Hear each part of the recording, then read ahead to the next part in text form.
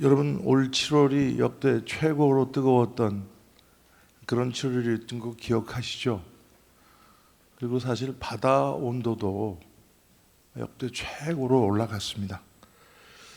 이 연구진에 따르면 올해 전 세계 탄소 배출량이 400억 톤을 훨씬 윗돌아서 또다시 기록을 갱신할 것으로 예측을 했습니다. 우리가 지구 온도 상승을 1.5도 이하로 유지하기 위해서 필사적으로 노력하고 있지만 우리한테 남아있는 탄소 예산이 6년 남짓하다고 진단하고 있습니다. IPCC에서는 얼마 전 우리에게 남은 시간은 10년에 불과하다 이렇게 얘기를 했는데 그 10년도 사실은 남지 않았다는 얘기이기도 합니다.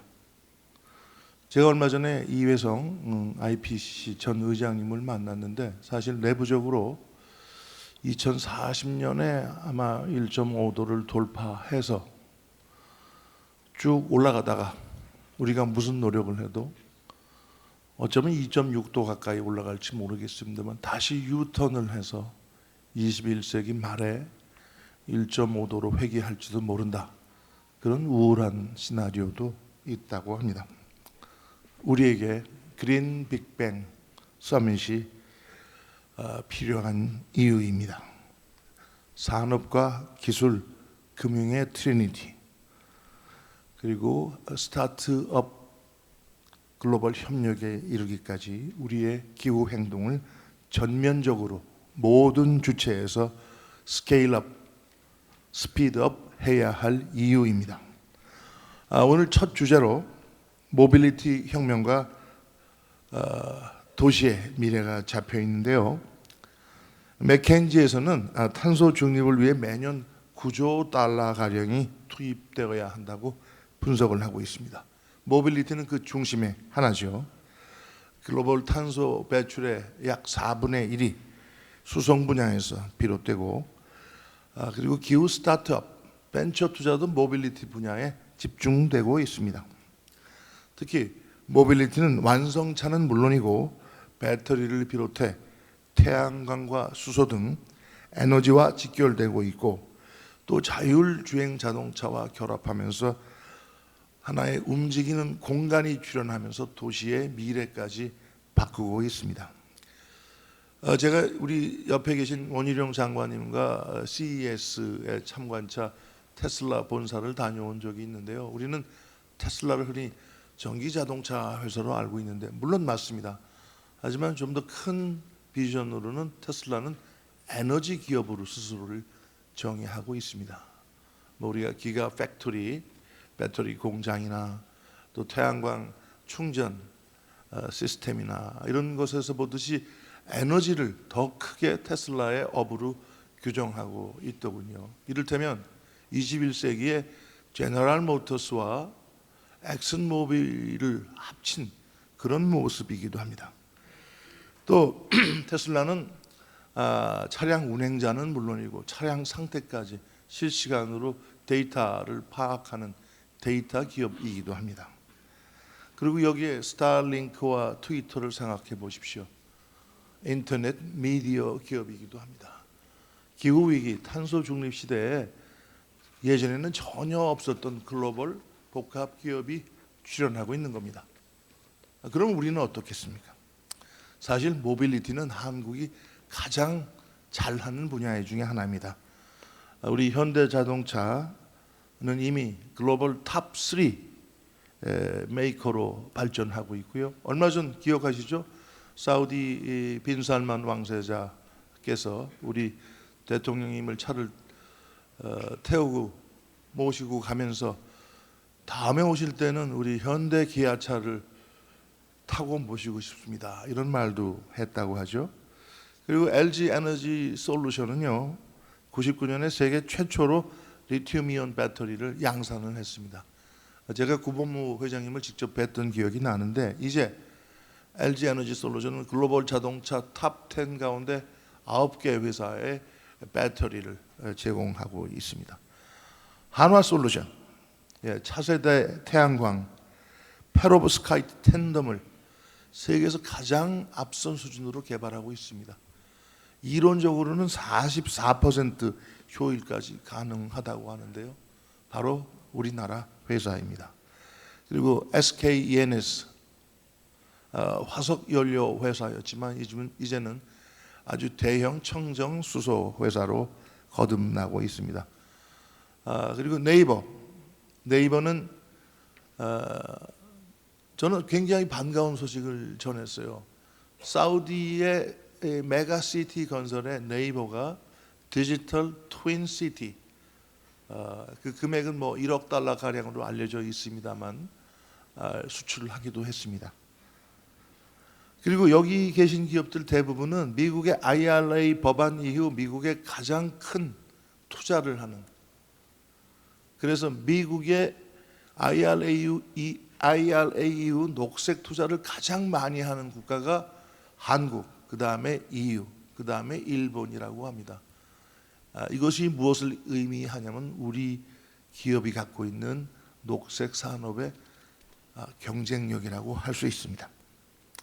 오늘 이 주역들이 함께 모셨는데요. 오늘 원희룡 장관님께서 모빌리티 혁명과 도시의 미래를 주제로 특별 발표를 먼저 해 주시겠습니다. 원희룡 장관님은 이제 다보스 포럼의 차세대 리더로 선정된 제가 알기로는 유일한 정치인이시고요. 이미 제주도 지사 시절 지사직을 연임하시면서 탄소 중립 카본 프리를 일찌감치 선도를 하셔서 제주도가 재생에너지와 전기자동차 압도적인 전국 1위를 달성하게 하셨습니다. 최근에 제주도가 그린 수소 실증 사업 한 2,500억 규모의 실증 사업을 하게 됐는데 그 토대를 닦기도 하셨죠. 그리고 여러분 조금 전에 이 존 케리 미국 기후 특사가 한국과 미국, 더 나아가 한미일 캠프 데이비드 협상 정상회의 이후 한미일 3국이 내년에 한국에서 3국 정상회의를 가질 예정인데 그 중에 중요한 분야가 바로 기후 분야에 관한 협력입니다. 존 케리가 5가지를 제시했습니다. 재생에너지, 전기자동차, 그리고 수소, 녹색 건물, 그리고 클린 shipping. 이거는 이제 청정 메탄올로 가는 친환경 선박을 뜻하는 것입니다. 이 대부분을 우리 원장관님이 관할을 하고 계십니다. 정책적으로 매우 중요한 리더십을 갖고 계신다고 생각합니다. 자, 원장관님을 뜨거운 박수로 모셔주기 바랍니다.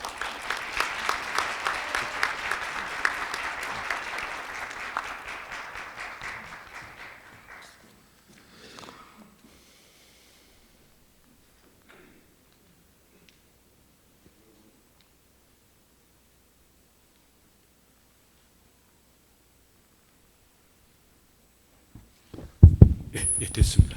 제가 볼 때 이 젊은 사람들이 이런 행사를 주도적으로 준비하다 보니까 약간씩 좀 양해해 주시면 어떨까 싶습니다. 다 완벽합니다. 여러분 반갑습니다. 오늘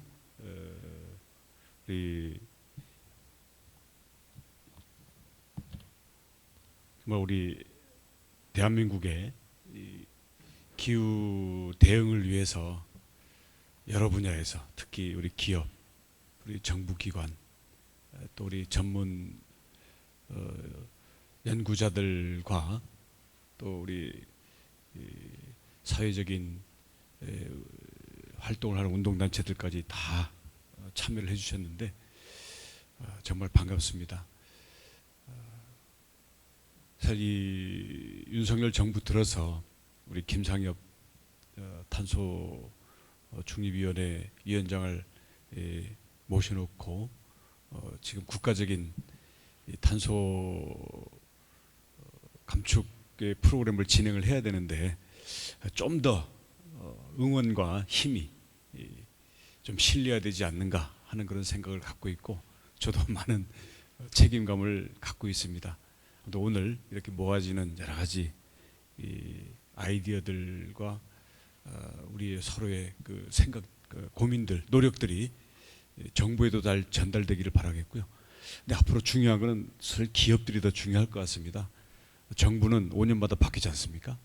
그리고 그때그때 정치적인 이해관계에 따라서 우선순위가 수시로 변하는데 우리 기업은 기술 기반 또 이게 경제성을 확보하고 이제 시장에 자리를 내리고 또 우리 세계 시민들의 생활 속에 뿌리를 내리게 되면 지속적일 뿐만 아니라 현실을 실제로 만들어내는 힘을 갖고 있기 때문에 저는 한국 기업들이 강하고 또 우리 기후 대응의 여러 가지 핵심 그 개념들을 지금 기업의 활동의 수익성이나 기업의 앞으로의 근본 가치로 삼고 있기 때문에 저는 그게 근본 동력이라고 생각하고요. 앞으로 정부가 따라가는 게 과제라고 생각을 합니다. 뭐 우리 김상희 위원장님 설명을 해주셨습니다만 저는 사실 한 2005년, 6년 이때부터 이 전 세계적인 의제와 한국의 의제가 너무 동떨어져 있는 걸 느끼면서 많은 그 부끄러움을 느끼고 있었는데 2008년에 이제 김상엽 당시 이제 미래기획 비서관 또 수석하면서 녹색 성장 그리고 녹색 금융 그리고 녹색 이 국제기구 이런 부분들을 대한민국이 주도권을 가지고 전 세계를 향해서 주도를 하고 또 대한민국 출신의 반기문 유엔 총장이 2015년에 이 파리 기후 협약을 실제로 주도해내는 그런 총장의 역할을 했기 때문에 그런 지구적인 아젠다에 기여와 참여하는 것은 충분한 우리는 역사적인 그 뭐랄까요 그 기여도와 지분을 갖고 있다고 생각을 합니다. 이제 앞으로가 과제일 텐데요. 저는 그런 과정에서 많은 이제 영향을 받아서 제주도 지사를 2014년부터 2021년까지 했는데요. 카본 프리 아일랜드 2030까지 모든 에너지 그리고 모든 에너지를 신재생 에너지고 그리고 교통이나 건물 이런 부분들을 아무튼 다 전환한다 이런 계획을 야심차게 세워서 그 초기 단계를 나름대로 열심히 했습니다. 그래서 전기자동차 아마 우리 아이오닉 현대자동차가 만들어내는 초기 시장은 아마 저희가 볼륨은 크지 않았지만 저희가 거의 7, 80%를 차지했다고 할 정도로 했고 그 다음에 이제 규모가 큰 대로 저희는 바톤을 넘겨주는 거고요. 그다음 해상 풍력, 태양광, 파력 등등 많은 신재생 에너지 형태들 그리고 이런 것들을 어떻게 그 분산 에너지 시스템을 갖추고 이에 대해서 실제로 지속 가능한 저장, 사용 시스템을 가느냐 그런 부분에서는 여러 가지 시행착오를 많이 했습니다. 그 끝에 결국 개통이 못 받아주는 이 풍력 전기를 물분해로 투입을 해서 수소를 저장해 뒀다가 이 수소를 또 다른 형태로 변형, 운반 또 사용하는 그런 프로젝트를 당시에는 200억짜리로 시작을 했는데 이제 새 정부 들어서 지금 말 들어보면 2,500억짜리로 갔다 그러니까 두 번째 단계로 넘어가고 있는 것 같은데 사실 제가 원래 의도했던 목표에 비하면 아직도 너무 느리고 가다서다를 반복해가지고 사실은 좀 답답한 마음도 있습니다. 근데 저는 아무튼 그런 경험을 담아서 현재는 국토교통부 장관이 됐는데 보니까 국토교통이 이 도시 부분 또 공간 이용 그리고 이제 교통은 수송 요즘은 모빌리티라고 합니다만 이 부분이 우리나라 같은 경우도 거의 한 30% 이상을 차지하고 있습니다. 보통 한 14%, 17% 이렇게 차지하고 있어가지고 한편으로는 주범이기도 하고 한편으로는 여기에서 해결을 해야만 전체적인 산업의 열쇠가 풀리는 이런 게 있습니다. 대신 에너지나 산업 분야는 산업부에서 주로 또 많이 갖고 있고요. 그래서 저는 우리 한국이 갖고 있는 제조업 그리고 에너지를 모두 의존해야 되고 그리고 이 급속한 경제 성장과 도시화 그리고 굉장히 높은 소비 수준을 가지고 물과 소비 물건과 또 배출 탄소를 가장 많이 급속하게 이 구조상 갖고 있는 대한민국에서 우리가 기여도 많이 해야 되지만 여기서 기술과 문화가 바뀌어 나가는 것들이 앞으로 세계적인 기여를 많이 할 거라고 생각합니다. 그래서 저희가 국토교통부에서 관련된 부분을 간략간략하게만 소개를 해보겠습니다.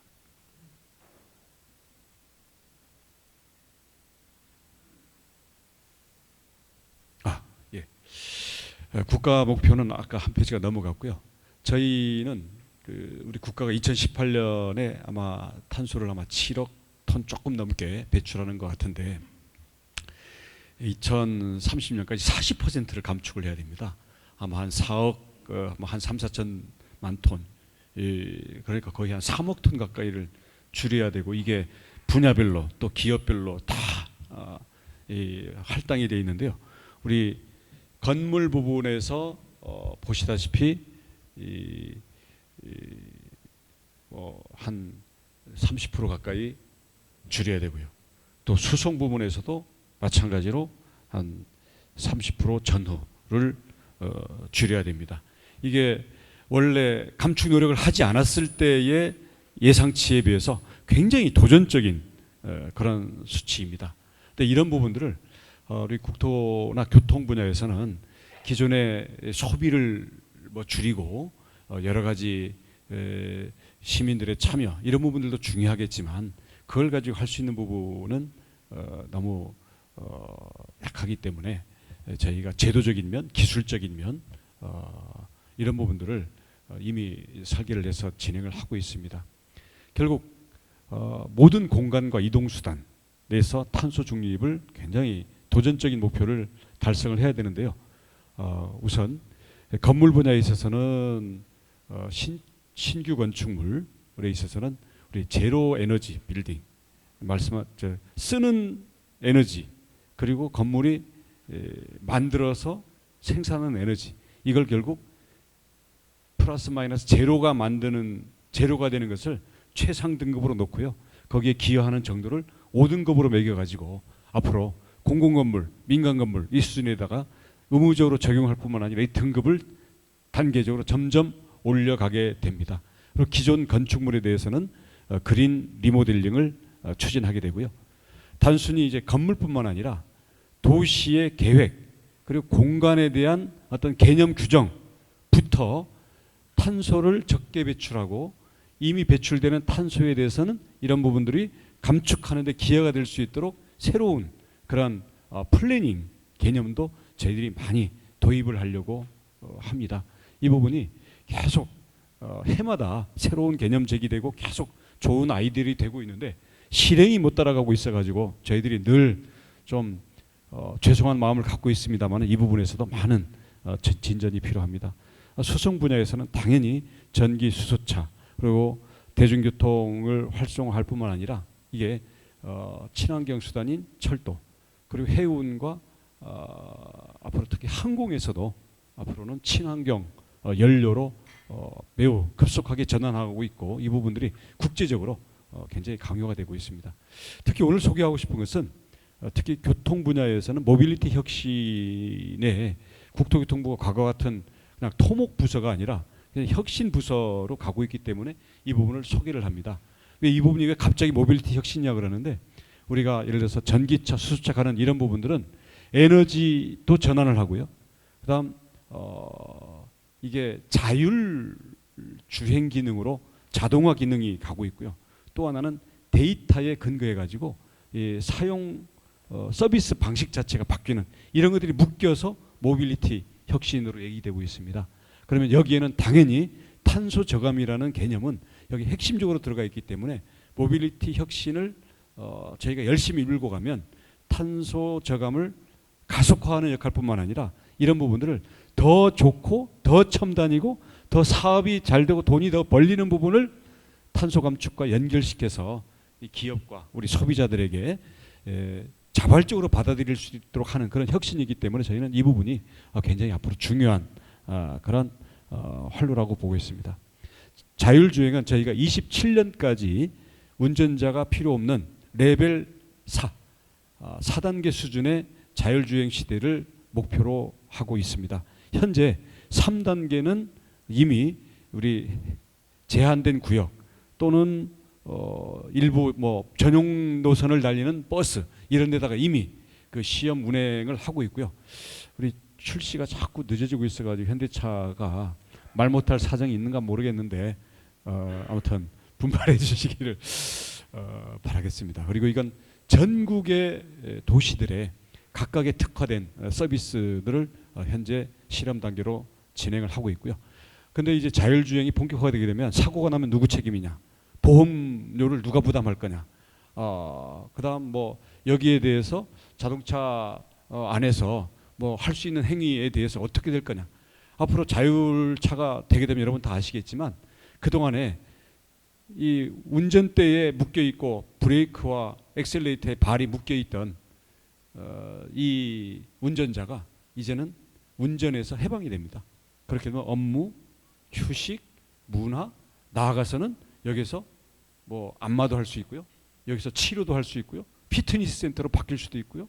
이게 그래서 자동차라는 게 이동하는 공간으로서 새로운 삶의 방식과 비즈니스 형태, 서비스 형태로 이게 바뀌게 됩니다. 이를 위한 에서는 지금까지 없었던 활동들이기 때문에, 그리고 없었던 사회관계가 발생을 하기 때문에 이에 대한 법제도, 그리고 인프라, 자동차만 자율이 아니라 자동차와 자동차끼리, 자동차와 가로등, 자동차와 관제센터, 또 자동차와 또 다른 철도, 이런 부분들, 또 보행자, 이 부분이 실시간으로 서로 교신을 하게 되고요. 그리고 이런 것들이 3차원 실시간 지도로 0.01초의 지연도 없이 서로 간에 주고받아야 됩니다. 그러면 지도도 지금처럼 뭐 도시만 표시되는 이게 아니라 앞으로는 길거리에 신호등과 표지판까지도 3차원 디지털 데이터로 주고받는 그런 지도로가 제공이 돼야 됩니다. 이런 것까지 전부 인프라에 속하기 때문에 이런 부분들이 각 분야별로 실행 과제를 놓고 진행이 되고 있습니다. 두 번째로는 도심 내에 다니는 비행체 UAM입니다. 어반 에어 모빌리티가 되겠고요. 요거는 뭐 국제적인 우리 유엔에서 쓰는 용어이기 때문에 UAM인데 현대차에서는 어드밴스드, 그래서 AAM이라는 그런 걸로 쓰고 있습니다. 왜 꼭 도시만 다닌다는 법이 어디 있냐? 이거는 무인도도 다니고요, 사막도 다니고, 그리고 인도네시아 같은 섬과 섬을 연결하는데 앞으로 이 대체 수단을 가게 됩니다. 현재는 앰뷸런스, 그리고 교통체증으로 전부 인터체인지에 차들이 몰려 있는데요. 이게 수직 이착륙 전기 비행기입니다. 그리고 나중에는 결국 자율 비행으로 가게 되기 때문에 이 부분이 현재 교통 부분에서 주어지고 있는, 그리고 도시에서 주어지고 있는 탄소 배출의 많은 부분들을 흡수 내지는 해소해 버릴 수 있는 그런 잠재력을 갖고 있고요. 이게 장기적으로는 대량 생산, 지금 자동차에 준하는 대량 생산의 시대로 가게 된다고 보고 있습니다. 방향은 확정적이고요.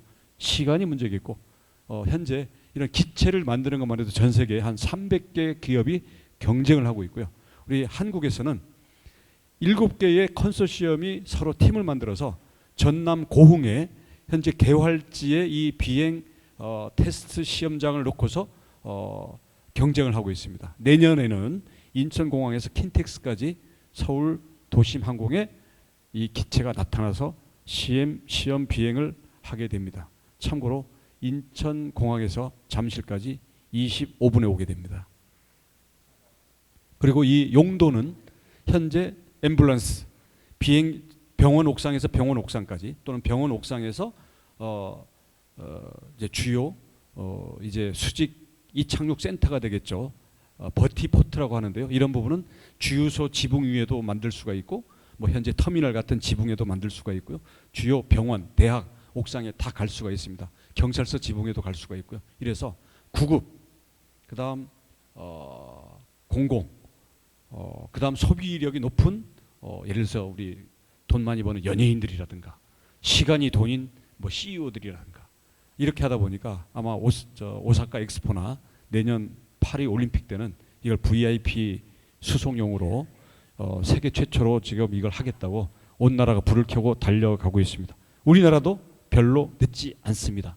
거기에다가 우리나라는 밀집된 도시 환경에서 수요가 많고요.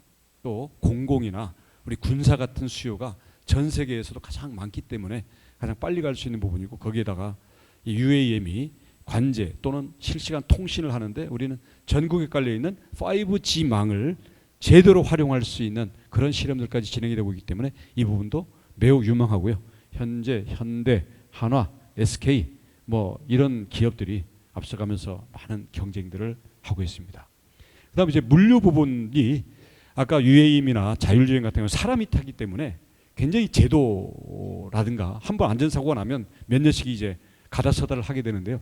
이 부분에 제약을 받지 않는 게 물류입니다. 그래서 물류가 앞으로는 도심 안으로 들어올 뿐만 아니라 우리 현관앞 나아가서는 홈 오토메이션을 통해서 소파 앞에까지 물류를 저희가 자동화하고 지능화하고 이걸 저탄소화하는 이 부분들이 물류혁명이 진행이 되고 있습니다. 이 부분들에 대해서도 오히려 혁신이 빨리 갈 수 있는 부분이기 때문에 우리가 관심을 가질 필요가 있겠고요. 한국 기업들이 매우 잘하고 있습니다. 인공지능, 로봇, 그다음 여기에 따른 어떤 첨단화, 자동화 그리고 앞으로는 이 부분을 지하 공간으로 집어 넣어버리게 됩니다. 그래서 이런 부분에서 역시 혁명을 앞두고 있다. 이런 점들을 그리고 이런 부분들에 대해서 현재 국토교통부와 우리 기업들과 또 우리 연구개발 파트에서 열심히 진행되고 있기 때문에 아마 매해 작고 큰 혁신의 결과들이 속속 선을 보이고 이런 부분들이 모두 탄소 저감에 획기적인 기여를 하게 될 것이다. 저희들은 그렇게 확신하고 있습니다. 두 번째는 도시 파트인데요. 저희가 6, 70년대에는 산업화의 거점을 만들었고 80년대, 90년대에는 팽창한 도시 속에서의 삶의 질과 생활 인프라를 만들기 위해서 도시의 주된 고민이었다고 한다면 현재는 초고밀화, 초연결 이 시대에 지방은 지방 소멸과 인구 소멸로 가고 있기 때문에 이것을 어떻게 해결할 것인가. 그리고 도시가 안고 있는 이 탄소의 문제 그리고 인간과 인간의 어떤 이 사회적인 여러 가지 문제 이런 부분을 어떻게 해결할 것인가. 이 부분에서 도시에 대한 것들이 또 새롭게 조명을 받고 있는데요. 벌써 1시간 반 가까이 저희랑 있었는데 이제 보내드려 1시간 반이 넘는군요. 얼마 전에 저희가 미디어 컨퍼런스를 통해서 주요 언론 그리고 청년 대표들이 정말로 갈구하는 것이 있습니다. 기후 변화를 헤쳐나갈 미래의 리더십 정말로 갈망하고 있고요. 장관님께서 국토부 장관으로서는 물론이고 다음 세대의 지속가능한 미래를 어떻게 풀어나갈지 그런 비전과 리더십을 좀 보여주시기를 당부합니다. 우리 원 장관님 이제 박수를 보내드리시죠.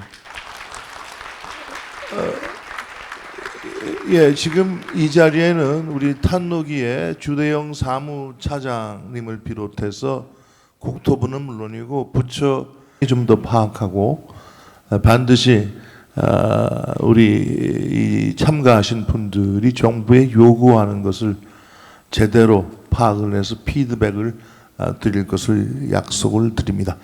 자, 오늘 이제 이 우리 원희룡 장관님께서 정부 차원에서 한번 큰 정책을 말씀을 해주셨는데요. 우리 맥켄지에서 우리가 넷제로로 가려면 과연 어떻게 해야 되느냐, 모빌리티에 방점을 두고 좀 그 프로페셔널한 픽처를 한번 좀 제시를 하겠습니다. 시간이 좀 지나갔기 때문에 우리 최승혁 파트너님은요, 맥켄지의 또 미래 모빌리티 또 그 센터장도 맡고 계십니다. 한 10분 정도로 조금 압축을 해주시면 네. 고맙겠습니다. 예. 최대한 핵심적인 내용 위주로 해서 말씀드리도록 하겠습니다. 네, 저는 그 조금 전에 소개받은 맥킨지의 최승혁 파트너라고 합니다. 오늘 이렇게 그 귀중한 자리에 그 기회 주셔서 감사드립니다. 그 바로 그 말씀드릴 내용으로 좀 넘어가도록 하겠습니다. 오늘 그 제가 말씀드릴 내용은 크게 두 가지 정도인데요. 일단은 그 앞서서도 지금 좀 논의가 되고 있었던 그 글로벌의 지금 넷제로 동향이 어떻게 되고 이것이 지금 우리한테 주는 어떻게 보면 그 숙제 그리고 기회가 어떤 요인들이 있는지에 대해서 좀 말씀을 드리도록 하겠습니다. 그래서 아까 그 표현으로는 뭐 불편한 진실이라고 이제 그 뭐 대사님도 말씀 주시고 하셨는데 사실상 그 굉장히 지금 좀 어려운 상황에 지금 처해 있는 게 현재 그 글로벌 넷제로 동향이라고 보시면 될 것 같습니다. 그래서 그 부분을 좀 첫 번째로 말씀을 드리도록 하겠고요. 그리고 그 어떻게 보면 오늘 좀 화두를 던지고 싶은 게 그 한국 경제와 그 기업에 대한, 물론 모빌리티 중심은 되겠습니다만 그 전반적으로 좀 생각을 해봐야 되는 화두, 그리고 좀 제언을 드리고 싶습니다. 그 맥킨지가 그 10년마다 한국 보고서를 제출을 합니다. 그래서 10년 전에 저희들이 보고서를 제출을 했을 때 한마디로 말해서 지금 그 물이 점점 뜨거워지는 그 냄비에 개구리가 들어있는 그 형국이다라고 말씀을 드렸는데요. 지금 지난달에 이거 관련된 보고서가 나왔는데 저희들이 말씀을 드리고 싶은 건 물이 지금 반쯤 끓었습니다. 그래서 지금 서서히 지금 익어가고 있는 상황이라 이게 지금 이대로 그냥 익어버리고 그냥 게임 끝이 될 것이냐, 아니면 여기서 뛰쳐나와서 정말로 그 예전에 저희들이 보여줬던 그 한국의 저력을 다시 한번 살려서 글로벌 그 탑7 국가로 스텝업을 할 것이냐라는 지금 기로에 서 있다고 생각을 합니다. 그래서 그 부분에서 그 관점에서 좀 드릴 말씀들을 드리도록 하겠습니다. 그 이 차트가 아까 지금 뭐 불편한 진실, 그리고 그 여러분들이 지금 말씀 주셨던 그 넷제로 목표 달성을 야심차게 세웠으나, 파리 기후 협약에서 야심차게 세웠으나 아직 지금 좀 상당히 요원하다라는 그 그래프로 보실 수 있을 것 같습니다. 그래서 그 여기 이제 그래프에 보시는 것처럼 오른쪽 아래 이렇게 점선, 굵은 점선으로 떨어지는 게 우리가 파리에서 전 세계 국가들이 약속을 했던 1.5도 패스웨이로 가려고 하면 이 정도 떨어져야 된다는 것이고요. 그리고 탄소 배출이 2030년까지 지금 대비 22년 대비해서 45에서 50% 정도가 줄어야 되는데요. 지금은 그 관점으로 봤을 때는 상당히 지금 요원합니다. 그래서 지금 국가들이 제시한 것들, 그리고 기업들이 제시한 것들을 좀 다 모아보면 글쎄요, 한 20%에서 30% 정도 절감을 하는 게 베스트 케이스인 것 같고, 지금 뭐 90%, 95% 절감을 하는 것은 상당히 지금 요원한 상황입니다. 그래서 이 차트는 제가 사실 그 작년에도 똑같은 차트를 썼고 올해도 똑같은 차트를 쓰고 있는데요. 그게 무슨 얘기냐면 변하는 게 지금 없다라는 포인트입니다. 오히려 작년에 제가 그 관련된 세션에서 말씀을 드렸을 때는 그래도 조금 더 열심히 하면 뭐가 나아지지 않겠어? 라는 분위기가 있었는데, 올해는 이거 거의 그냥 확실한 것 같다. 어떡하지? 약간 이런 정도의 분위기로 지금 전환이 되고 있는 정도라고 보시면 될 것 같고요.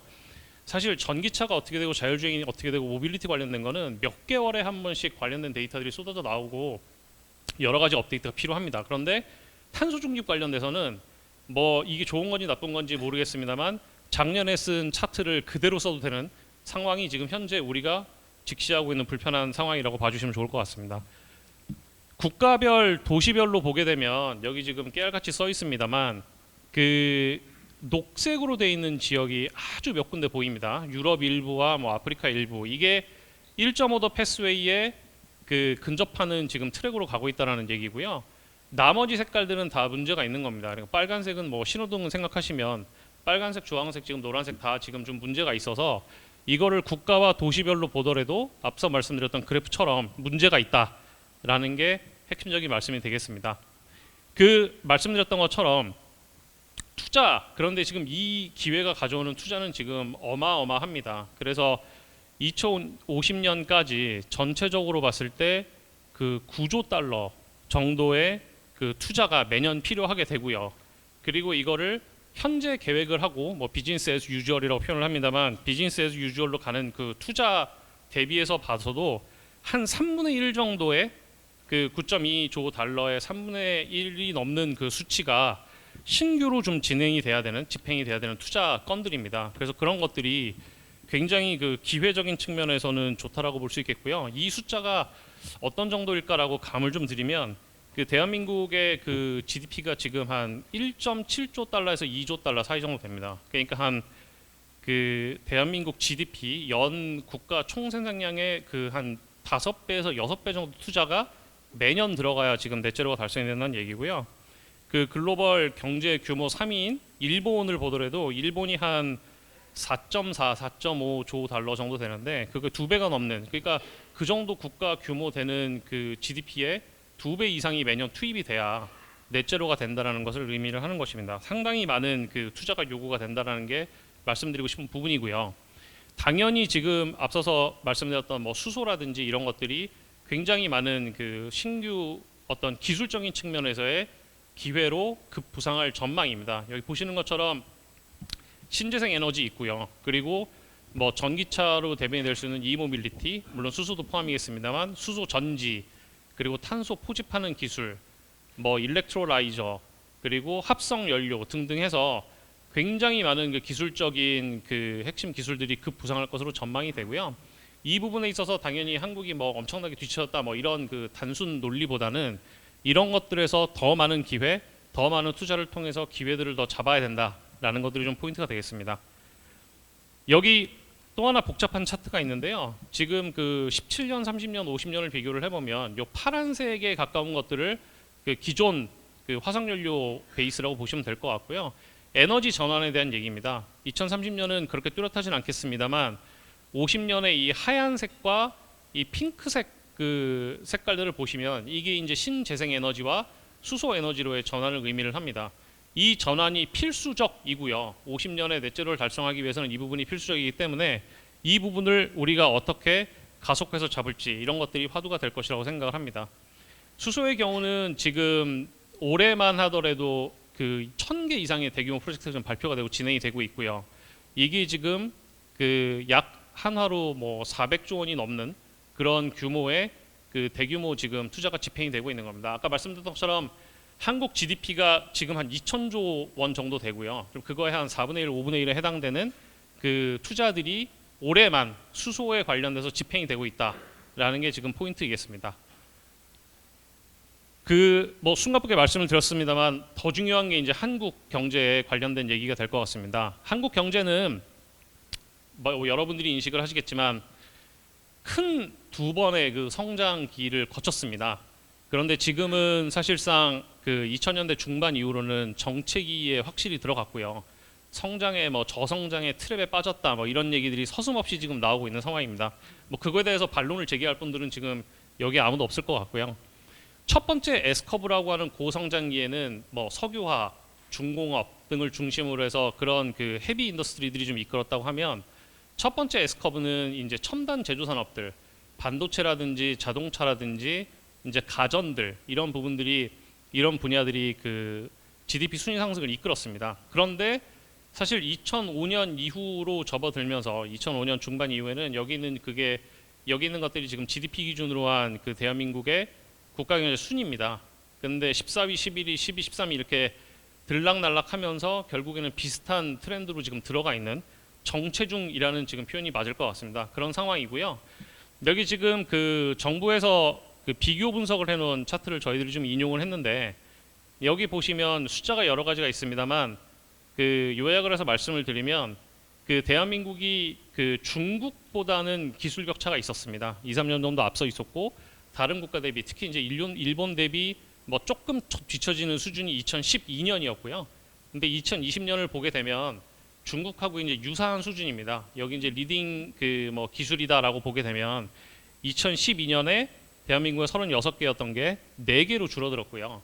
뭐 탑은 원래도 없었고요. 근데 그런 상황에서 중국하고 굉장히 유사한 모양이 돼서 기술 격차는 이제 중국하고는 없다라는 게 정설이고 일본하고 다른 국가들은 격차가 점점 더 벌어지고 있다라는 게 지금 정설입니다. 성장은 떨어지고 있고 기술 격차는 줄어들고 있고요. 그리고 미래 모빌리티 시대의 밸류풀을 보게 되면 여기 보시는 것처럼 모빌리티 서비스와 솔루션 쪽이 이제 굉장히 급격하게 고성장을 할 것이고요. 나머지들은 비슷하거나 역성장, 뭐 심지어 부품만 보게 되면은 22년하고 50년하고 시장 규모가 밸류풀이 똑같습니다. 그런 정도로 지금 여러 가지 패러다임이 바뀔 거기 때문에 그러면 어떻게 해야 되나라는 상황에 직면을 하게 되는 것 같습니다. 크게 리스트럭처, 쉬프트, 컬티베이트 뭐 이렇게 얘기를 해볼 수 있을 것 같고요. 그래서 재편, 개편, 그리고 변혁, 그리고 뭐 빌드업, 구축 뭐 이런 정도로 표현이 가능할 것 같은데요. 여러 가지 어떤 비즈니스 모델에 대한 변화, 비즈니스 포트폴리오에 대한 과감한 조정, 그리고 AI나 젠 AI에 대한 도입, 그리고 그것을 뒷받침하는 조직과 인력의 구성, 재배치, 빌드업 이런 것들이 필수적으로 필요하다고 생각을 합니다. 그 리스트럭처 시프트 사례를 조금 보게 되면 이게 전기차 완성차 업체들이 그 제품을 개발하는 주기입니다. 보면 지금 이 IC라고 하는 내연기관 기준으로 했을 때 보통 보면 한 40에서 48개월 정도가 걸리고요. 그런데 지금 EB 어태커라고 되어 있는 맨 아래 그 기업을 보시면 이게 이제 중국 전기차 그 전용 업체입니다. 지금 21개월까지 줄어들었고 차세대 그 모델은 18개월로 줄어듭니다. 여기서는 명확하게 얘기하는 건 모빌리티는 이제 스마트폰이다. 뭐 품질 이런 거 세이프티 여러 가지 얘기가 있겠으나 우리는 일단 여기로 진격을 한답니다. 몇 년 전에 테슬라가 돌풍을 일으킬 때 OTA 들고 나오고 했을 때 다른 글로벌 OEM들이 제가 미팅을 해보고 그 논의를 해보면 다들 웃으셨습니다. 아 저기 조금 저러다가 이제 다 망할 거야. 근데 지금은 전부 벤치마킹을 본격적으로 하시고 그게 불러온 패러다임의 시프트를 지금은 받아들여야 되는 따라가야 되는 상황이 된 것이죠. 이 EB 어태커도 뭐 성공을 할지 실패를 할지 지금 단계에서는 모르겠습니다. 그런데 이런 움직임이 있다라는 게 우리 모빌리티 산업이 가져가야 되는 리스트럭처와 시프트에 대한 그 어떤 사례일 것 같고요. 여기에 이제 또 복잡하게 되어 있습니다만 특히 넷제로 관련돼서는 조직을 신설 보강하고 관련 인재들을 투입을 하고 있습니다. 그래서 이거 어차피 해야 되는 거면 숙제라고 생각하지 말고 우리는 어태커가 된다. 그래서 탄소 중립도 더 빨리 하고 그리고 더 과감하게 하며 그리고 이를 통한 말씀드렸던 그런 새로운 기술 이런 것들에 대해서도 우리는 과감하게 도입을 해서 이거를 어차피 해야 되는 거면 우리가 선도를 하고 앞서 나가자라는 부분이 지금 글로벌 기업들 그리고 국내 기업들 중에서도 선도 기업들은 진행을 하고 있고 더 가열차게 지금 나아가고 있는 방향이라고 말씀을 드리면서 제가 맡은 그 발표는 마치도록 하겠습니다. 최대한 신속하게 해보려고 했는데 조금 네, 길어진 부분이 있었던 것 같습니다. 감사합니다. 예. 약간의 패시미스틱한 보도들이 나오는데 우리 최 파트너님은 어떻게 보고 계신지요? 네, 그 부분에 대해서는 저희들도 지금 뭐 조사나 연구를 많이 하고 있고요. 결론부터 말씀드리면 장기적인 그 전기차의 확대 트렌드에는 큰 대세 지장은 없을 거라고 보고 있습니다. 그런데 이제 이게 단기적으로 오는 그런 그 디맨드가 좀 줄어들고 하는 것들이 이게 아주 단길 거냐 아니면은 뭐 한 1, 2년은 더 갈 거냐 이런 거에 대해서는 좀 갑론을박이 있습니다만 장기적으로는 그 트렌드는 유지가 될 것이고 점점 더 가속화되지 않을 이유가 없다라는 게 저희 뷰라고 보시면 될 것 같습니다. 예. 사실 그 심지어 앨런 머스크까지 약간 뭐 좀 조정하는 듯한 모습을 했는데 우리 현대자동차는 그대로 가겠다 뭐 이런 발표를 한 걸로 알고 있습니다. 지금 현대자동차의 미래 모빌리티를 이끌고 계신 신승규 전무님으로부터 현대차의 전략을 한번 들어보시죠. 네. 네, 소개받은 신승규 전무입니다. 박수로 맞아주시죠. 네, 제가 맡은 그 업무는 전략기획실에 소속돼 있고 조금 전에 그 처음 발제해 주신 그 원희룡 장관님이 말씀하신 그 모든 전략을 저희가 이제 저희 회사 차원에서 같이 협업을 하고 있습니다. 먼저 이제 그린 빅뱅 플레이드에 저희를 초대해 주시고 그 소개해 줄 수 있는 기회를 주셔서 감사합니다. 정부가 가지고 있는 2050년 탄소 중립 실현을 달성하기 위해 현대차도 많은 노력을 좀 기울이고 있습니다.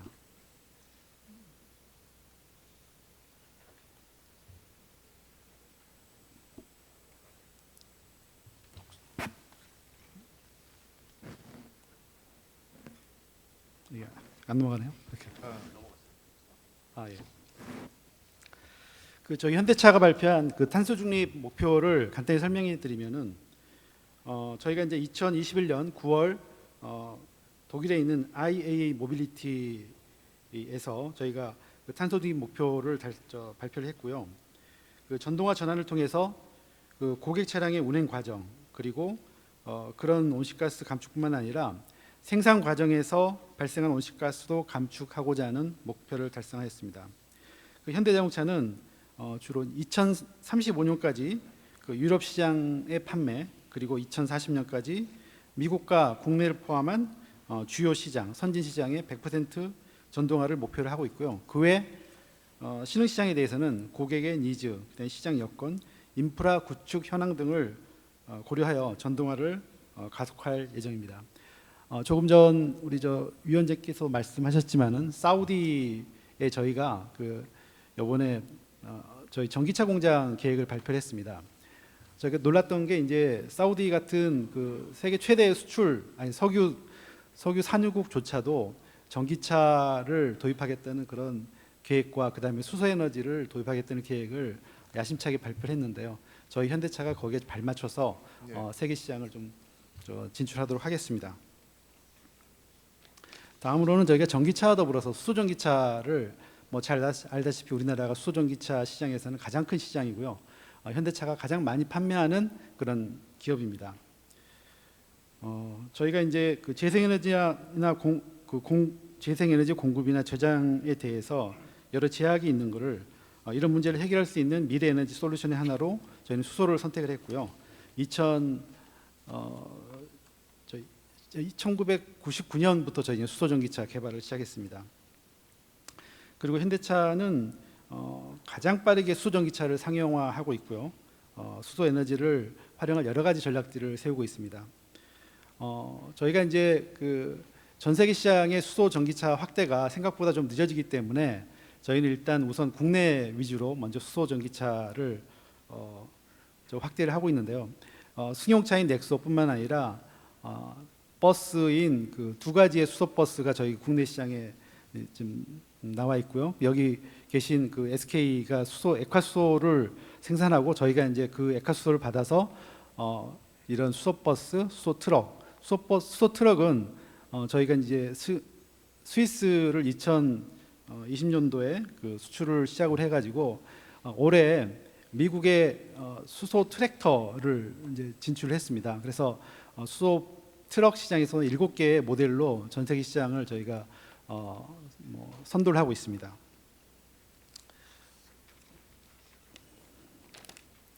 그리고 저희는 이제 테슬라가 전기 에너지 회사뿐만 아니라 전기 자동차 회사로 이렇게 전기 에너지의 폭넓은 그런 밸류체인을 가지고 있는 회사로 이제 소개되고 있는데, 현대자동차 그룹은 수소 분야에서는 현대차만큼 활용과 그다음에 생산, 그다음에 중간에 인프라까지도 전부 다 할 수 있는 영역을 갖춘 회사는 전 세계에 없다고 생각하고 있고요.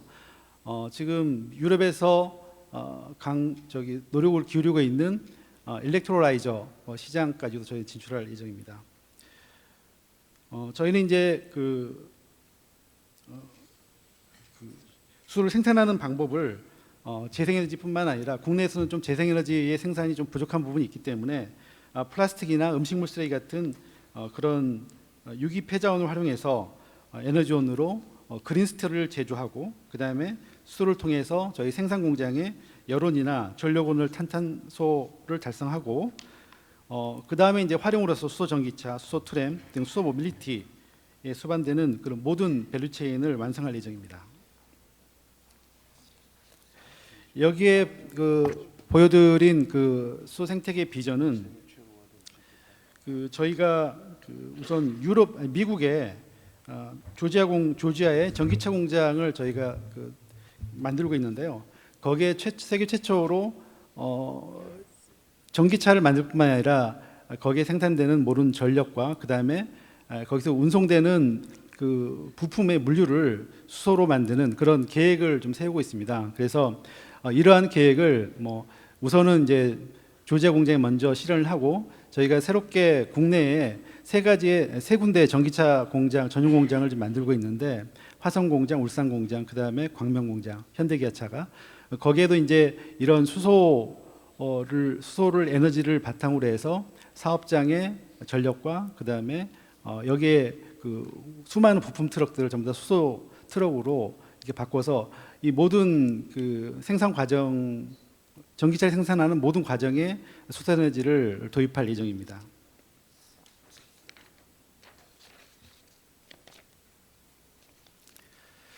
그다음에 저희가 이제 수소와 전기차를 포함한 전동화 계획에 대해서 간단히 설명을 드리도록 하겠습니다. 현대차는 2016년 아이오닉을 개발 시작으로 2018년에는 코나 EV를 공개하였고, 2020년에는 eGMP라는 전기차 기본 차체 플랫폼을 개발하여서 모든 전기차를 전기 전용차를 저희가 이 플랫폼을 적용하고, 이를 바탕으로 생산된 제품이 바로 아이오닉입니다. 전기차 브랜드.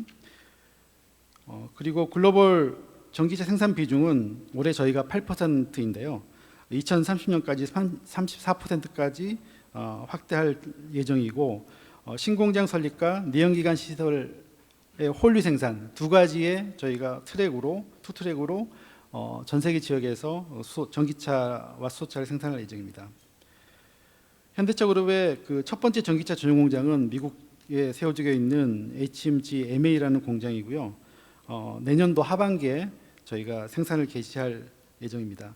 여기에는 30만 대의 전기차가 생산될 예정이고 뭐 아실지 모르겠지만 저희가 미국 시장에서는 테슬라를 이어서 현대기아자동차가 두 번째로 많이 전기차를 판매하는 회사가 되었습니다. 현재.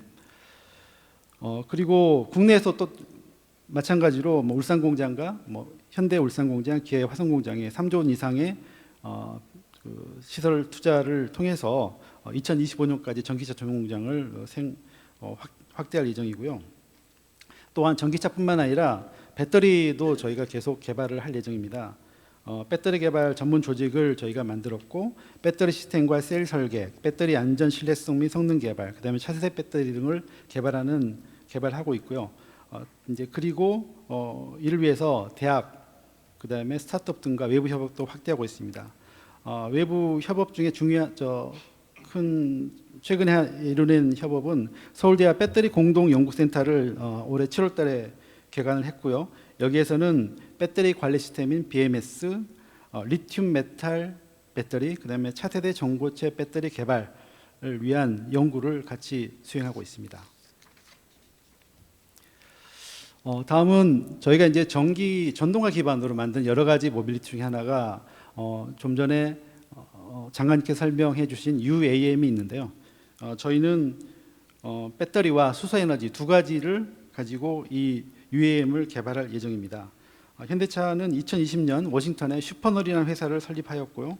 그 다음에 이와 동시에 한국에 UAM 조직을 새롭게 만들어서 저희가 미국과 한국과 동시에 이제 UAM을 개발을 추진하고 있고요.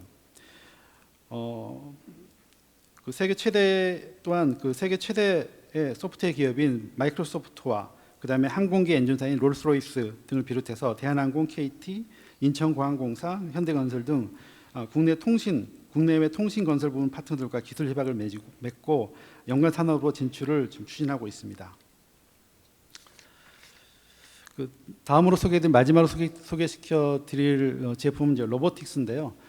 저희 장관님께 설명해 주셨듯이 그 자율주행 기술이 지금 현재 자동차에 적용되고 있는데 그런 기술과 그다음에 전동화 에너지 기술이 다 이 로보틱스에 좀 포함되어 있고요. 저희가 2021년 버스턴 다이내믹스를 인수하여 로봇공학 분야의 기술을 좀 저희가 확보를 했고요. 국내에서는 로보틱스 랩을 새로 만들어서 거기에 하드웨어, 소프트웨어 핵심 연구를 지금 내재하고 있습니다. 그 로보틱스 랩에서는 인지 판단 기술, 자연어, 그다음에 공간 탐색 이동, 그다음에 차별화된 모바일 플랫폼 기술을 적용하여 여러 가지 종류의 로봇을 생산하고 연구하고 있고요. 현재 나온 제품은 모션 감지 웨어러블 로봇인 맥스와 백스, 그다음에 첵스 등과 그다음에 능동용 자세 제어 모듈이 적용된 다목적 모바일 플랫폼인 모베드, 이건 CE에서 저희가 공개를 작년에 했고요. 그다음에 고객 응대 서비스를 제공하는 달리들을 개발하였습니다. 이 부분은 뭐 간단히 저희가 이제 탄소 중립을 제 시간이 다 됐는데요. 탄소 중립 실행을 위해서는 기업 우리 맥킨지에서 말씀해 주셨듯이 비즈니스 모델이 굉장히 중요합니다. 그 비즈니스 모델을 확대하기 위해서는 정부의 여러 가지 그 사전 전략 구축이 필요하고 거기에 투자가 좀 필요합니다. 이런 부분을 저희가 정책 건의를 드리고 싶습니다. 감사합니다. 감사합니다. 예. 정말 아주 크고도 중요한 정책 전략이 많이 있는데 너무 제한된 시간이라서 아쉽습니다. 이 말씀을 들어보니까 현대자동차도 이제 수소 경제가 본격화되면은 자동차 모빌리티 회사일 뿐 아니라 에너지 회사가 될 수도 있다, 이런 생각이 드네요. 수소 연료 전지, 배터리 등등. 이번에 이제 저희가 한국의 대표 기업들을 모신 이유가 저는 확신하고 있습니다. 우리 이 자리에 함께하신 기업들이 국내는 물론이고 글로벌 넘버 원이 저는 될 수 있다고 생각을 하고 있고요. 정부도 최대한 이걸 뒷받침하겠다는 생각인데 그 테슬라랑 비교해 보면은 생산력은 제가 볼 때는 현대자동차가 압도적인 우위에 있다고 보이는데 예를 들면 데이터 이런 소프트한 측면에서는 조금 테슬라가 앞서 있는 건 아닌가 이런 생각을 좀 갖곤 합니다. 그래서 글로벌 넘버 원이 되기 위해서 우리 현차가 앞으로 특히 보강해야 될 분야는 무엇이라고 생각하는지 그 말씀을 좀 듣고 싶습니다. 네, 그린 빅뱅과 조금 다른 얘기지만 저희가 고민하는 그런 말씀하신 문제점에 이제 저희가 가장 우선시 지금 하고 있는 그 주안점은 인력 확보입니다. 예. 잘 아시다시피 그 AI 인력을 저희가 국내에 한번 충원하려면은 전 세계 유수의 대학에서 그 많은 노력을 기울여서 데려올 노력을 하고 있는데 그럼에도 불구하고 뭐 그 연봉과 상관없이 저희 나라에 잘 안 들어오려는 그런 인재들이 많고요. 또 국내에서는 또 그럴 만한 인재들이 좀 많지는 않는 상황입니다. 그래서 네. 앞으로 이제 뭐 우리 교수님께서도 그 인력 양성하는데 굉장히 주안점을 좀 두셔서 그런 정책 제안도 해주시면 감사하겠다고 말씀드리겠습니다. 네, 감사합니다. 사실 우리가 사람 덕분에 여기까지 왔는데 탄소 중립 녹색의 성장 시대에 또 다른 차원의 휴먼 캐피탈이 필요하다. 잘 귀담아 듣겠습니다. 자, 다음 우리 LG 엔솔의 에너지 솔루션의 박진원 부사장님 발표를 듣도록 하겠습니다. 안녕하십니까. 배터리로 구현하는 미래도시. 네. LG 에너지 솔루션의 박진원입니다. 오늘 이렇게 소중한 자리에 불러주셔서 대단히 감사합니다. 저희는 한 가지 저희가 어떠한 노력, 미래 도시 발전을 위해서 어떠한 노력을 하고 있다는 걸 말씀드리고 거기에 대해서 하나하나마다 간단한 정부에 대한 건의 사항을 담아서 전달해 드리고자 합니다. 자, 본격적인 이제 발표에 앞서서 이 그림을 하나 좀 봐주셨으면 좋겠습니다. 되게 귀엽죠. 올해 저희 회사에서 한 글로벌 임직원 자녀들을 대상으로 실시한 엔솔과 친환경 미래도시 그리기에서 입상한 그림들입니다. 어린이들이 그린 거죠. 지구를 넘어 우주로 확장된 공간과 전기자동차, 아까도 많이 언급됐던 도심 항공 모빌리티, 재생에너지 발전과 같이 우리 미래의 주역인 어린이들이 그린 미래도시의 면모를 이 그림을 통해서 저희들 볼 수 있습니다. 여러분들은 미래도시 하면 무엇이 가장 먼저 떠오르십니까? 뭐 스마트 도시라든지 아까 원장관님도 잠깐 언급하셨던 제로 에너지 도시라든지 에코 도시 같은 미래 도시를 이끌는 용어들은 제법 다양합니다. 결국 오늘날 인류가 직면한 기후 위기와 이를 해결하는 방식에 대한 고민과 철학을 나름대로 이제 다른 비중으로 담고 있는 말들이라고 생각합니다. 저희 LG 에너지 솔루션은 에너지를 바꿔서 삶을 채운다는 미션을 갖고 미래 세대에 지속 가능한 해결책을 제공하는 방법을 고민하고 있습니다.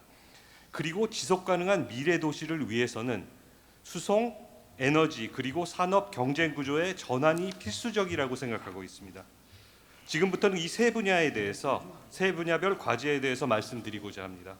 첫 번째, 수송 분야에서는 이동 수단의 전환이 필요합니다. 글로벌 온실가스 배출량의 약 4분의 1이 이동 수단에서 발생됩니다. 이에 친환경 이동 수단으로의 전환이 반드시 필요한데요. 따라서 내연 기관차의 대체 수단인 전기차 그리고 전기차의 핵심 부품인 배터리의 수요가 급성장하고 있습니다. 저희 엔솔은 아까 위원장께서도 언급해 주셨습니다만 1999년 세계 최초로 리튬 이온 배터리를 양산하고 초창기 1세대 전기차 시대부터 다수의 자동차 업체들과 지속적으로 협업해 오고 있습니다. 지금 현재는 글로벌 10대 메이저 완성차 기업 가운데 9개사의 배터리를 공급하고 있고요. 최근에는 글로벌 완성차 업계 1위인 토요타와 역대 최대 규모의 단일 수주 계약을 맺기도 했습니다. 전기차 전환에 있어서의 큰 걸림돌은 비용과 충전하는 데 소요되는 시간입니다.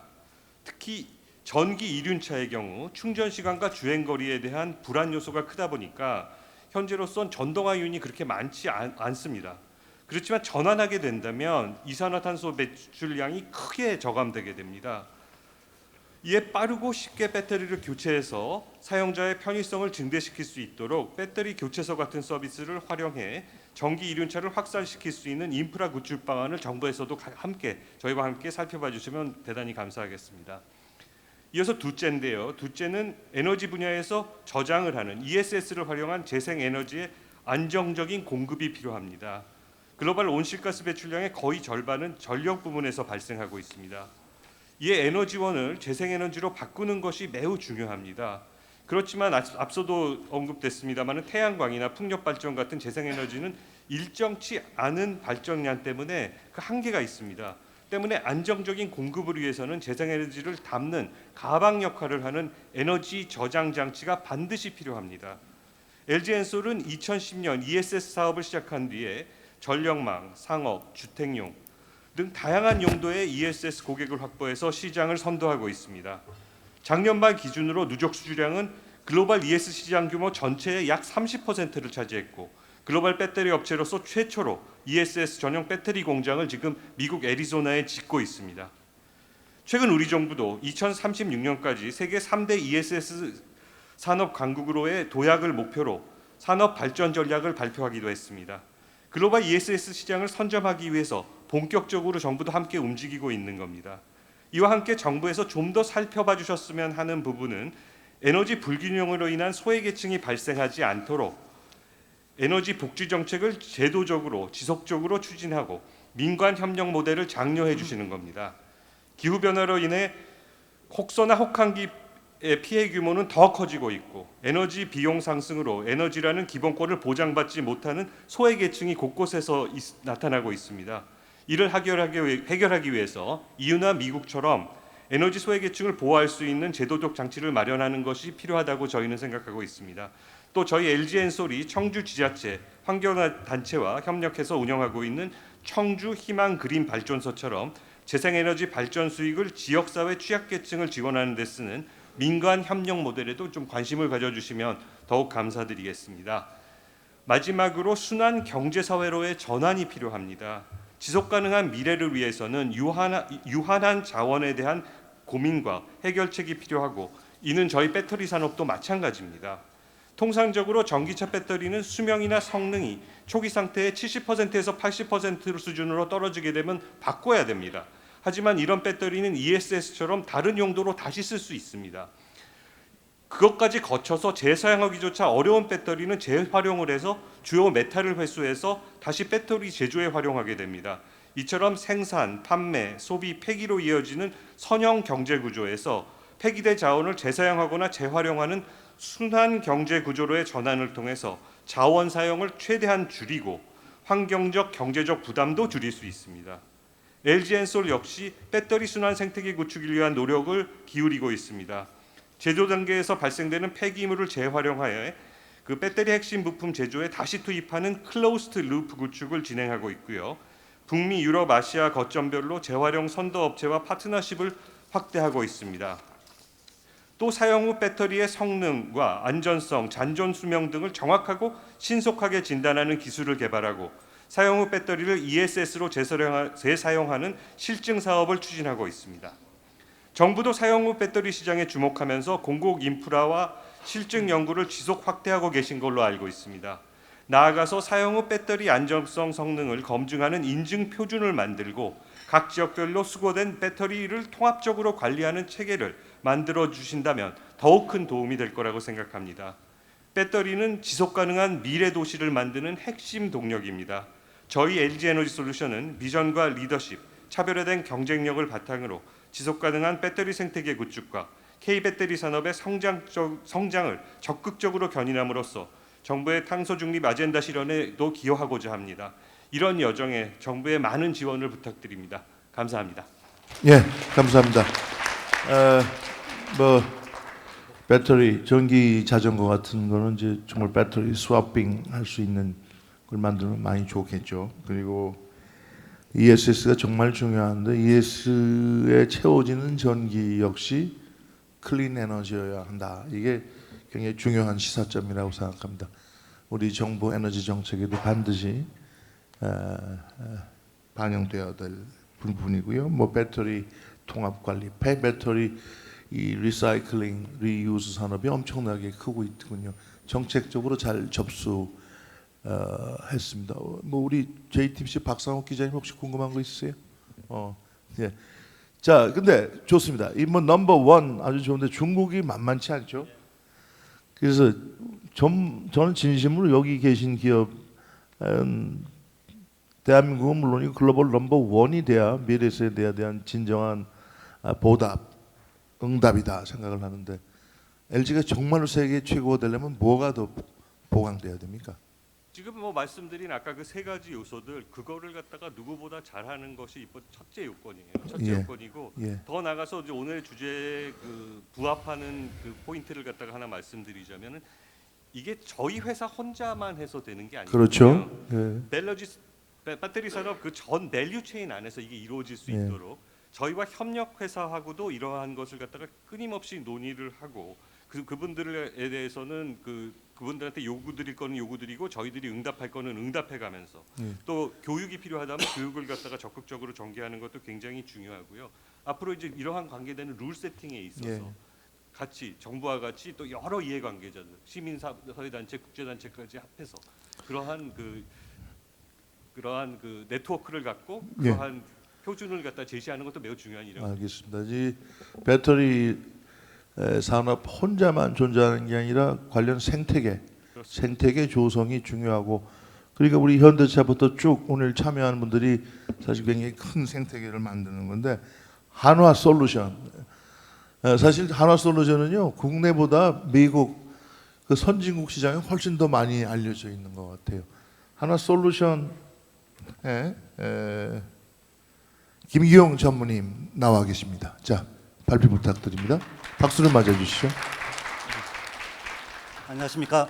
하나솔루션 커뮤니케이션 실장 김기홍입니다. 이런 자리에서 하나의 녹색 산업에 대해서 말씀드릴 수 있는 기회를 갖게 돼가지고 대단히 영광으로 생각합니다. 뭐 시간 관계상 뭐 간략하게 자료는 많이 준비했는데 간략하게 좀 예. 말씀드리겠습니다.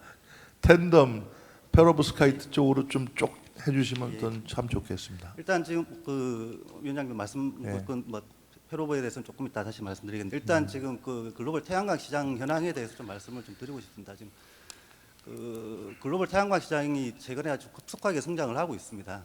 그 BNEF라고 그 블룸버그 뉴 에너지 파이낸스라는 이제 그 보통 이 신재생 에너지에서 그 유력하게 인용되는 자료에 따르면은 올해 이제 글로벌 태양광 시장이 한 340기가 정도로 예상이 됩니다. 근데 이 숫자 자체가 조금 그 쉽게 와닿지가 않으실 테 가지고 제가 좀 예를 들면 올해 지금 작년 말 기준으로 대한민국 한국의 그 전력 생산 용량이 135기가 정도 됩니다. 그러니까 지금 올해 태양광 글로벌 태양광 시장 설치 규모가 한국 전력 규모 그 생산 용량이 한 2배 정도 되고 올해 그 글로벌하게 개통 접속이 되는 원전이 한 10기가 미만으로 지금 예상이 되고 있는데 그거에 비하면 30배 이상이 되는 수준입니다. 30배, 60배 가까이 되는 수준입니다. 그리고 이게 지금 뭐 글로벌이 지금 매년 한 2030년까지 매년 한 10% 안팎 정도 성장이 예상됩니다. 그래서 한 2030년 정도에는 한 지금 올해보다 한 2배 정도, 딱 2배 정도 돼서 680기가 정도 예상이 됩니다. 그러니까 원전 1기가 보통 한 1기가와트 정도라 생각하면은 1년에 지금 올해로 또 한 300기 이상이 지금 신규로 설치된다고 생각하시면 될 것 같습니다. 특히 이제 뭐 일단 이제 중국이 일단 뭐 이 시장에서는 가장 뭐 단연 앞서고 있습니다. 설치 용량이 거의 절반에 가깝고 미국이 최근에 이제 그 에너지 안보 뭐 미국이나 유럽이나 다 에너지 안보가 중요하게 생각을 하면서 미국이나 이제 유럽 시장도 빠르게 성장하고 있습니다. 미국이 이제 작년 한 7월에 이제 IRA 그 시행에 들어갔는데 그 바이든 정부에서 그 인플레이션 감축법안을 발표하고 난 다음에 특히 이제 뭐 배터리나 전기차 부문에서도 미국 내 투자가 늘고 있지만 그 태양광이나 이제 신재생 에너지 분야, 재생 에너지 분야에 대해서도 이 바이든 정부의 그 정책 산업 정책 의지가 담겨 있다 보니 지금 현재 이제 미국의 이제 투자 발표가 이제 엄청 속출하고 있는 상황입니다. 지금 그 작년 이제 하반기에 이제 그 IRA 통과되고 난 다음에 미국의 지금 미국 시장에 지금 모듈하고 셀을 신규로 이제 공장을 짓겠다고 한 규모가 지금 모듈만 한 80기가, 물론 뭐 셀이 한 44기가인데, 물론 이 뭐 발표한 것대로 다 공장이 들어서지는 않겠지만 상당히 이제 그 공장 이제 투자 유인이 커지고 있다는 것은 확인할 수 있습니다. 미국은 뭐 이제 미국이 이제 바이든 정부도 그렇고 전임 정부도 마찬가지지만 미국이 이제 태양광 산업에 대해서 수요 측면에서도 그렇고 뭐 산업 측면 그 공급 측면에서도 상당히 이제 인센티브를 많이 제공하고 있는 상황입니다.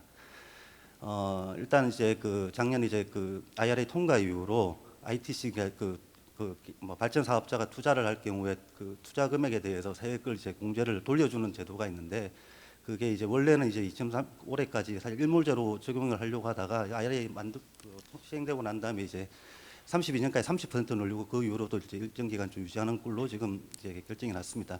여기에 이제 그 최근에 올해 들어서 다시 이제 또 그 미국 내에서 도메스틱 컨텐츠 리ኳ이어먼트라고 해서 자국 내 생산된 부품으로 그 제품을 만들 경우에는 추가로 이제 인센티브를 10%더 얹어주는 그런 제도를 지금 만들었습니다.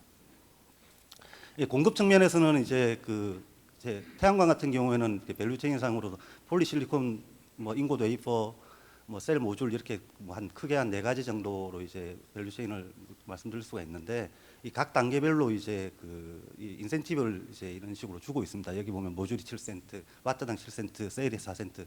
이 합쳐 보면 이제 폴리부터 이제 보면 한 17센트 정도 됩니다. 근데 미국 글로벌하게 지금 태양광 와트당 평균 단가가 평균 판매가가 한 30센트 정도 됩니다.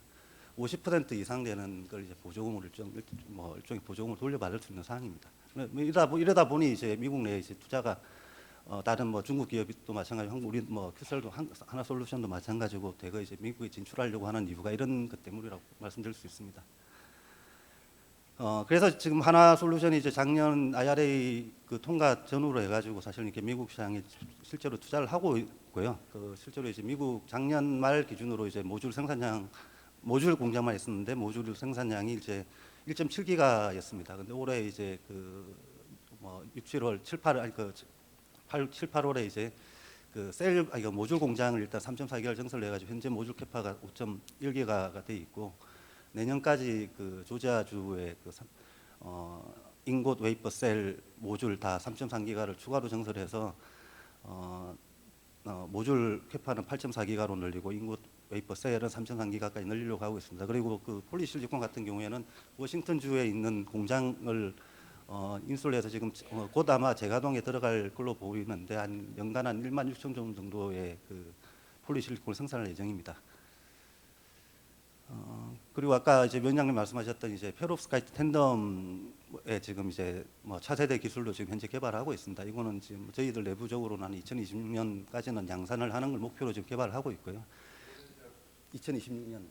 2026년 양산 목표로 지금 하고 있고, 아마 글로벌 업체들, 뭐 중국 업체들도 마찬가지고 다 그 정도 시점에서 지금 아마 양산을 할 걸로 지금 예상을 하고 다 하고 있고, 뭐 되도록 뭐 최대한 빨리 지금 앞당기려고 지금 노력을 하고 있는 상황입니다.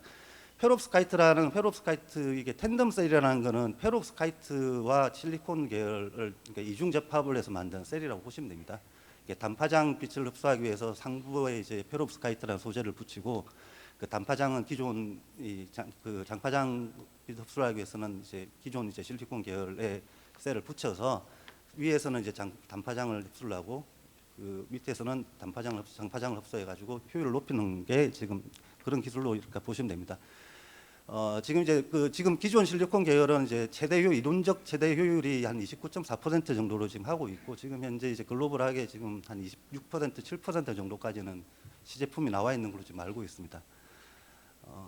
근데 지금 그 텐덤 셀 같은 경우에는 44%까지 한 1.5배 정도, 기존 실리콘 계열 셀보다는 한 1.5배 정도의 효율이 더 높은 걸로 보시면 됩니다. 일단 효율이 높아지면 일단 이제 설치 면적이 줄어들고, 같은 뭐 구조물 같은 경우도 이제 비용을 좀 줄일 수 있는 면도 있고, 그래서 뭐 상당히 이제 같은 비용 셀 생산 생산 비용이 같다고 하면 상당히 이제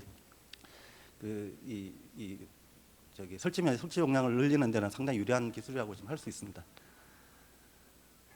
요거는 다 넘어가고, 일단 그리고 저희들이 그린 수소에 대해서 잠깐 좀 말씀드리려고 하는데, 뭐 일단 그린 수소, 일단 뭐 수소 경제 시대에 뭐 이제 뭐 도래를 위해서 이렇게 대비를 위해서는 가지고 수소 생산 기술이 가장 중요한데, 하나 솔루션이 이제 케미칼 부분에서 수전의 기술을 개발하고 있습니다. 이게 이제 기본의 기존 뭐 저기 AEC라든지 뭐 PEMEC라는 기술이 다 있기는 있는데 지금 현재 이제 PEMEC 같은 경우는 뭐 수소 생산성은 상당히 좀 그 저기 저 높지만 대량 생산에 좀 불리한 면이 있습니다. 이게 촉매가 굉장히 비싼 이리듐이 들어가는데 이게 뭐 이리듐 자체의 생산량이 절대적으로 부족해서 이걸 자체를 하기가 좀 곤란한 부분이 있어서 그러니까 새로운 촉매를 이용한 이제 그 음이온 그 교환막 수전해라는 AEMEC라는 기술을 지금 뭐 최대한 뭐 연내 내년 초 정도까지 개발 목표로 지금 그 뭐 양산 제품 시제품 개발 목표로 지금 이제 연구소에서 개발하고 있습니다. 그리고 이제 요거는 이제 조금 그 하나 솔루션 직접 하는 건 아니지만 수소 온소 사업도 지금 이제 하고 있습니다. 수소 온소라는 게 이제 기존 이제 가스터빈을 개조를 해서 가스터빈에 이제 수소를 태워서 이제 발전을 하는 걸 뭐 그 혼소 기술이라고 합니다. 이게 그 결국 이제 뭐 이게 2035년 됐든 2040년 됐든 LNG 가스터빈 자체가 자초자산이 될 경우에 요거를 이제 개조를 해 가지고 수명 연장을 할 수가 있는데 지금 현재는 이제 뭐 연내까지 목표로 해가지고 전소 100% 수소를 넣어서 이제 그 발전하는 것도 지금 실증 사업을 지금 하려고 하고 있습니다, 국내에서. 그리고 뭐 이제 다 똑같은 여기 오신 분들 다 똑같은 기업들 다 똑같은 상황이라고 생각할 텐데 뭐 정책적으로 결국 이게 이제 특히 태양광 사업 같은 경우에는 우리나라에서는 상당히 이제 뭐 이 중요도가 떨어진다고 좀 상대적 중요도가 좀 낮게 보이긴 하는데. 결국은 이제 정부의 정책을 뭐 이게 유유부지 활용이라든지 이런 거에서 좀 그 수요를 좀 창출을 좀 많이 해주십사 하는 좀 생각이 좀 그런 마음이 좀 있습니다. 그러니까 태양광 시장이라는 게 이제 좀 예를 좀 한번 들어드리면 그 뭐 지금 정부에서 굉장히 중요하게 생각하는 시스템 반도체 시장이 글로벌하게 한 150조 원 정도 됩니다, 연간. 근데 태양광 시장도 거의 비슷합니다. 태양광 시장이 그리고 성장 속도가 빨라서 아마 내년 내후년 되면 아마 시스템 반도체 시장을 아마 넘어설 걸로 예상이 됩니다. 지금 그런 상황에서 좀 이제 그 태양광에 대해서 좀 이제 그 뭐 이게 상대적으로 조금 정책 우선순위에서 좀 뭐 밀려 있는 느낌이 좀 없지 않은데 그런 부분에서 조금만 더 신경을 써주시면 한국이 이제 뭐 태양광 분야에서도 뭐 유력하게 이제 나아갈 수 있는 뭐 새로운 성장 사업으로 뭐 활용할 수 있지 않을까라는 생각을 하고 있습니다. 네, 이상입니다. 잘 들었습니다. 박수 부탁드립니다. 한국판 IRA 사실 산업 정책을 한국만큼 잘해온 나라가 없는데 이제 미국하고 영국, EU가 이 분야에 대해서는 아주 노골적인 산업 정책을 펼치고 있습니다. 저도 우리 탄노기 차원에서도 이런 그린 빅뱅을 위해서 신산업 정책 방향을 관련 부처와 함께 지금 논의 중이다. 좀 더 적극적인 스케일업, 스피드업이 필요하다는 생각을 하고 있습니다. 이미 뭐 이 페로브스카이트 같은 거는 경쟁 관계이긴 하지만 세계 최고 수준인데 한화 솔루션이 정말로 글로벌 넘버원이 되려면 뭐가 더 필요합니까? 뭐 아까 앞에서 말씀을 하셨지만 뭐 글로벌 그러니까 이제 뭐 그 연구 인력이 상당히 중요한 연구 인력. 예. 네, 역시 사람. 이제 뭐 미국 중국이 뭐 저기 그 글로벌 태양광 시장이 뭐 밸류체인이 80~90%를 차지하고 있는데 여기서 그 투자하는 뭐 연간 투자하는 금액이나 이런 걸 보면 한국의 한 개 기업이 뭐 중국의 한 개 기업의 투자액이 아마 한국 전체의 어떤 그 태양광 투자 금액보다 훨씬 더 많을 걸로 예상이 됩니다. 예, 그렇습니다. 지금 이제 조정 과정이지만 우리 R&D 이쪽으로 집중적으로 더 강화해 나가야 될 걸로 보이고요. 특히 사람 문제가 계속 우리 현대자동차에서도 말씀을 하셨고, 예컨대 그 스탠포드 같은 대학에서는 대학 하나에 2조 원을 투입을 해서 이 분야 융합 인재를 키우고 있는데 우리가 사람 키우는 데서 정말 일대 각성과 대분발이 요구된다고 하겠습니다. 오늘 뭐 우리 카이스트와 이런 카이스트 녹색성장대학원 출신들이 뭘 발표도 하고 그럴 예정입니다만 정말로 태부족입니다. 이 거대한 변화를 이끌어나가기 위해서 사람만큼 오늘 우리 반기문 총장님 말씀하셨듯이 희망이야말로 가장 깨끗하고 강력한 엔진인데 그게 사람에서 비롯되는 것일 텐데요. 반성이 많이 됩니다. 자, 이제 그 SK E&S 정말 저 SK E&S가 글로벌리 정말로 막 열심히 뛰고 있는 걸 제가 느끼고 있습니다. SK E&S의 권형균 부사장님 나오셨습니다. 다만 조금만 시간을 스피드업 부탁드리겠습니다. 예.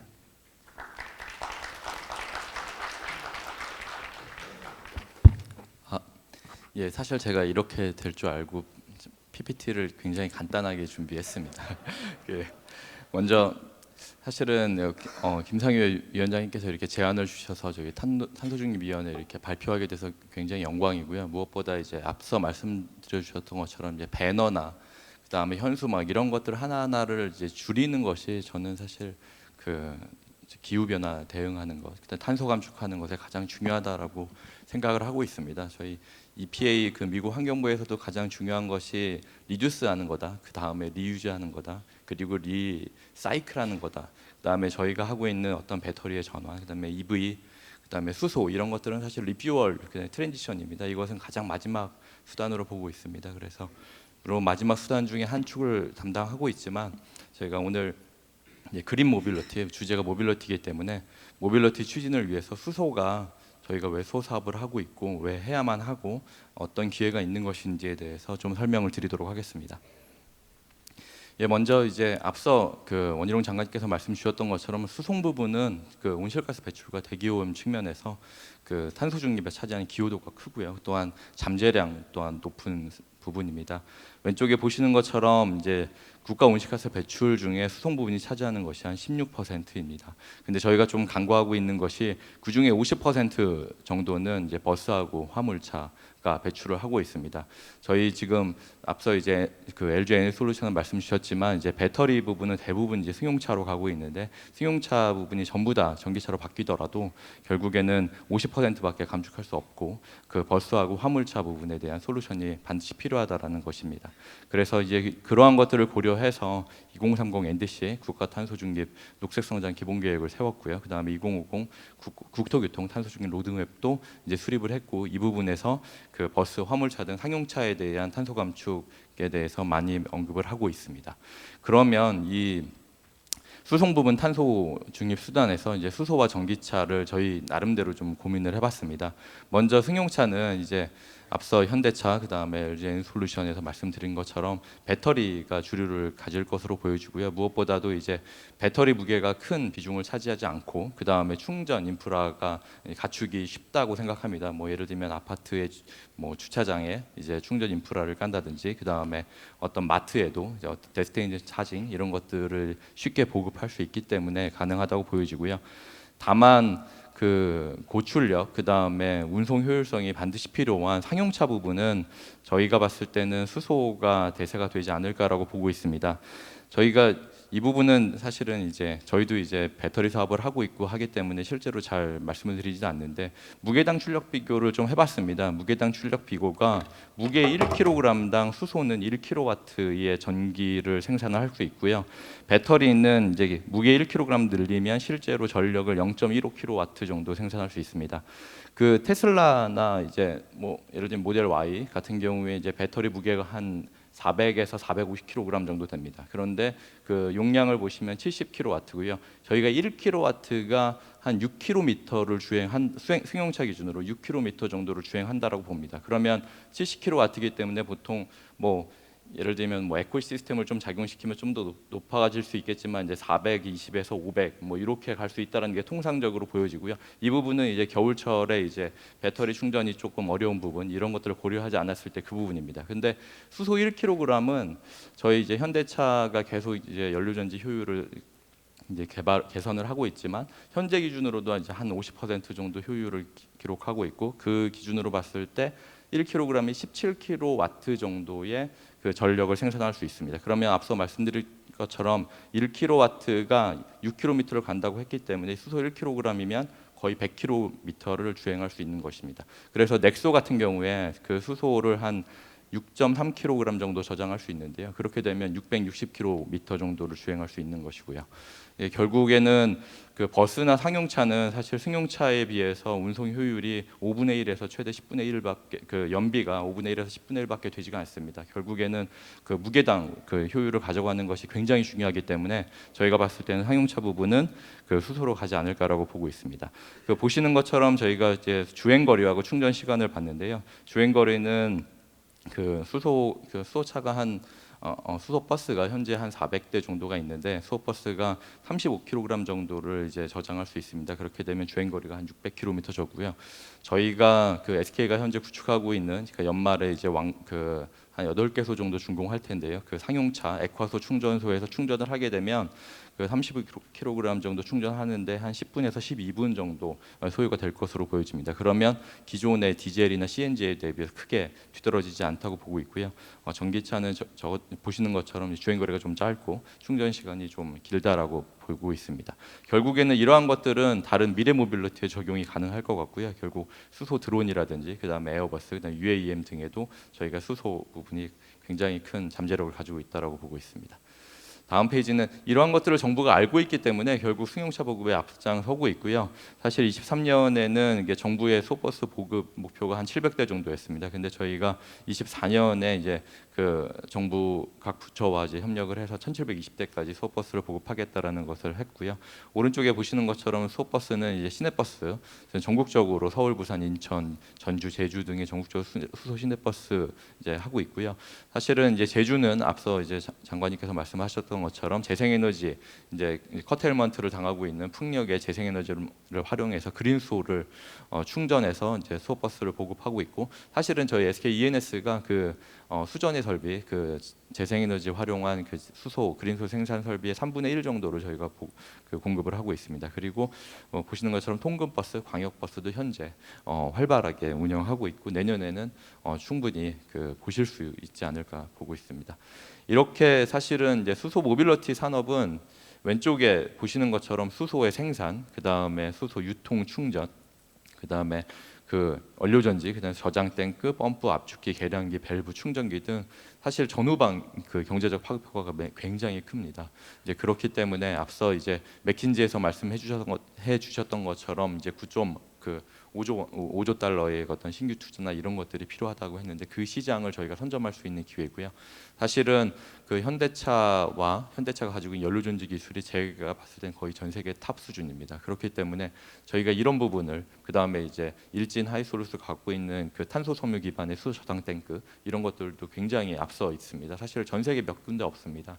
이런 것들을 저희가 밸류체인을 좀 더 구축해 나간다면 사실 이 분야가 그 반도체 배터리에 있는 이제 새로운 저희의 성장축이 될 수 있지 않을까라고 저희가 충분히 보고 있습니다. 저희가 이런 것들을 하기 위해서 정부한테 좀 제언하고 싶은 것은 사실은 NDC 목표 달성을 위해서 수소하고 수소 모빌리티 활용 감축이 필수적이다라는 것을 좀 더 인지해 주시고 그 다음에 그 부분을 정책 반영해 주셨으면 좋겠다. 그다음에 단기적으로 수소 상용차 중심의 보급 확대 정책이 필요하다. 그리고 수소 모빌리티 기업들, 뭐 일진이라든지 코오롱이라든지 그다음에 다양한 중견 기업들이 많이 있습니다. 이 부분들이 투자를 진행하기 위해서는 정부가 구체적인 그 로드맵 연도별 2030년, 2040년 이런 로드맵 말고 예를 들면 2025년, 2027년 이런 구체적인 로드맵이 필요합니다. 그래야 사실은 그 대기업, 중소기업들이 그 정책을 믿고 이제 투자를 진행할 수 있기 때문입니다. 예, 이상입니다. 네, 감사합니다. 사실 우리 탄노계에서도 지난 4월에 2030 NDC 실천을 위한 기본 계획을 수립하면서 수소 분야의 비중을 좀 더 높였고요. 좀 더 세세한 정말로 기업들이 예측 가능하고 투자 가능한 구체적인 정책 방향을 이끌어내는데 우리 민상기국장님 잘 들으셨죠? 예, 유념하겠습니다. 오래 기다리셨습니다. 이제 네이버가 인프라 사업까지 진출했다는 소식에 저는 굉장히 반가웠는데 석상욱 대표님, 네이버 랩스 대표님 부탁드립니다.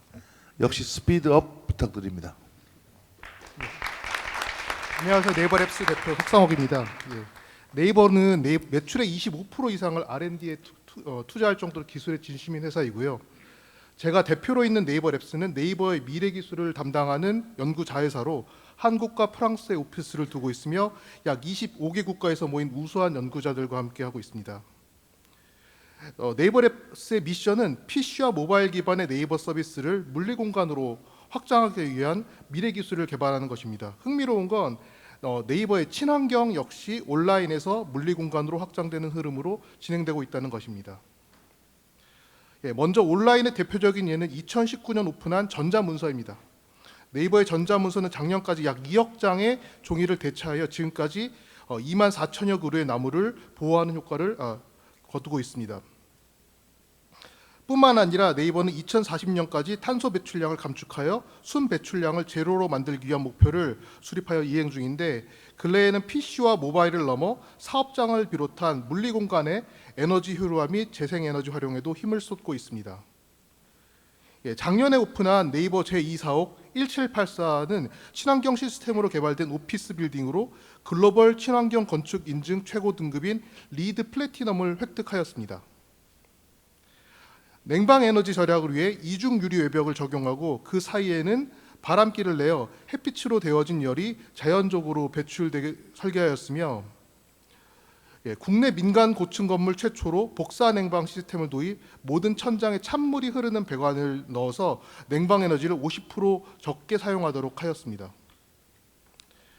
그리고 모든 공간에 100% LED 조명을 설치하고 스마트 조명 제어 시스템과 루버 제어를 통해 연간 16%의 전기 에너지도 절감하고 있습니다.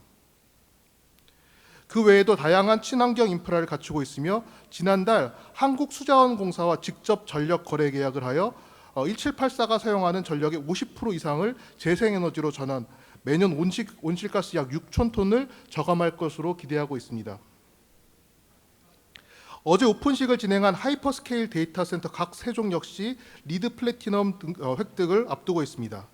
일반적인 데이터 센터는 서버실을 에어컨으로 냉방하지만 각 세종은 네이버가 자체 개발한 자연 바람을 함께 활용하는 하이브리드 쿨링 시스템인 나무3를 적용하였으며, 서버에서 방출된 폐열을 활용한 스노우 멜팅 시스템도 구현하였습니다.